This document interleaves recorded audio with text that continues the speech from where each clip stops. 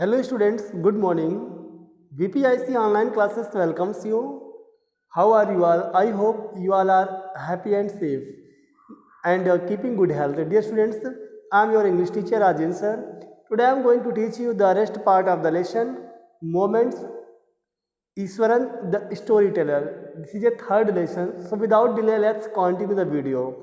Dear students, अभी मैंने आपको लास्ट वीडियो में बताया था कि किस प्रकार जो महेंद्र को ईश्वरन होता है वो किस प्रकार इमेजिन जो कहानियाँ होती हैं उसको सुनाता है, और जो महेंद्र होता है वास्तव में उन कहानियों को सुन करके थोड़ा सा फ्राइटेंड हो जाता है, भयभीत हो जाता है। तो चलिए देखते हैं अगला पैसेज।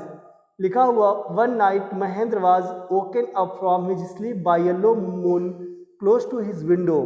क्या लिखा हुआ है? वन नाइट यानी एक रात की बात है। Mahendra was woken up from his sleep by yellow moon close to his window. Mahendra was woken up means okay, moon means बेटा होता है a long low sound expressing suffering, यानी विलाप करना होता है।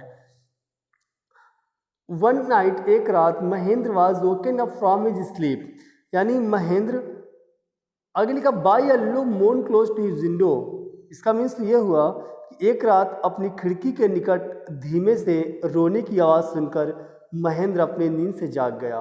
वन नाइट एक रात, Mahendra was woken up, Mahendra जाग गया फ्रॉम हिज स्लीप अपनी नींद से, बाय येलो मून एक धीमे से कराहने की या रोने की या रुदन की आवाज़ सुन करके, क्लोज टू हिज विंडो उसके खिड़की के पास। एट फर्स्ट सबसे पहले, he put it down to a cat travelling around for music. पहले तो उसने इस बात को ऐसे लिया कि कोई बिल्ली चूहों की घात में बैठी है। एट फर्स्ट सबसे पहले, ही पुट इट डाउन मतलब उसने उस बात को माना है, टू कैट अ प्रोवलिंग अराउंड यानी घात में बैठी है, फॉर म्यूजिक वही बात हुई। बट लेकिन the sound was too guttural for a cat, the sound guttural for a cat, the sound जो आवाज़ थी was too guttural for a cat यानी वो जो आवाज़ थी वो गले से निकल रही थी। आगे लिखा, he resisted the curiosity to look out lest he should behold a sigh which would stop his heart। Means क्या हुआ? but the sound was too guttural for a cat, but the sound was too guttural for a cat यानी वो जो आवाज़ थी वो कैसी आवाज़ थी? बिल्ली की आवाज़ हो ही नहीं सकती थी। आगे लिखा, he resisted the curiosity to look out यानी उसने बाहर देखने की जिज्ञासा को क्या किया? रोका। He should behold a sight which would stop his heart।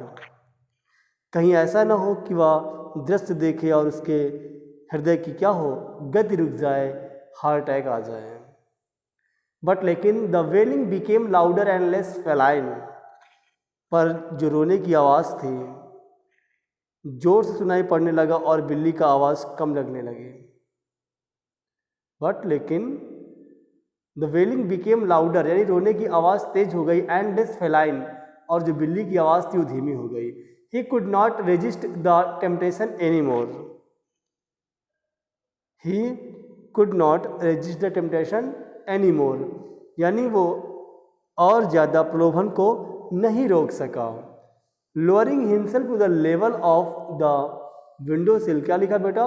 Lowering himself to the level of the window sill, he looked out at the white sheet of moonlight outside. Lowering himself to the level of the window sill यानी खिड़की की दहलीज की सतह झुककर उसने, सतह हो जो जमीन होती तक झुककर उसने बाहर चांदनी की सफ़ेद चादर देखी। He looked out at the white sheet of moonlight outside. There, वहाँ पर, not too far away, ज़रा दूर नहीं, was a dark cloudy form clutching a bundle।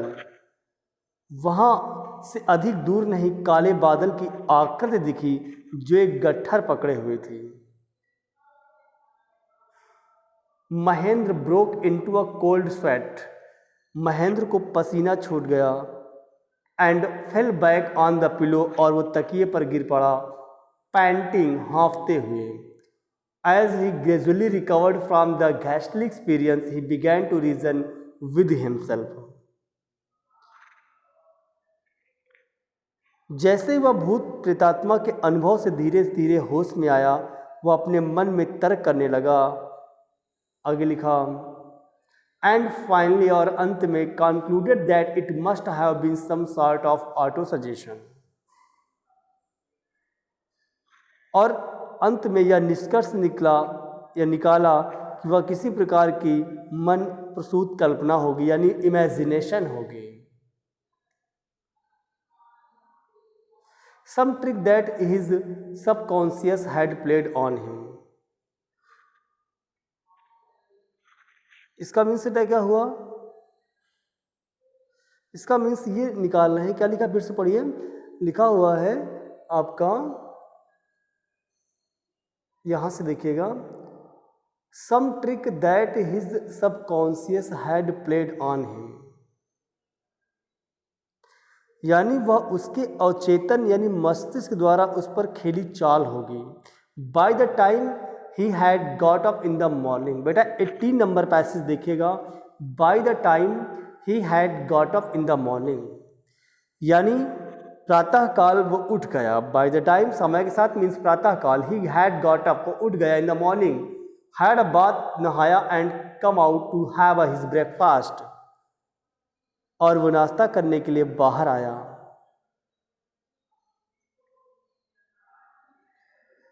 The horror भय ऑफ द प्रीवियस नाइट, पहले रात का, लास्ट रात का, had faded from his memory, उसकी यादों से बाहर चला गया था। Ishwaran greeted him at door with his lunch packet and his bag,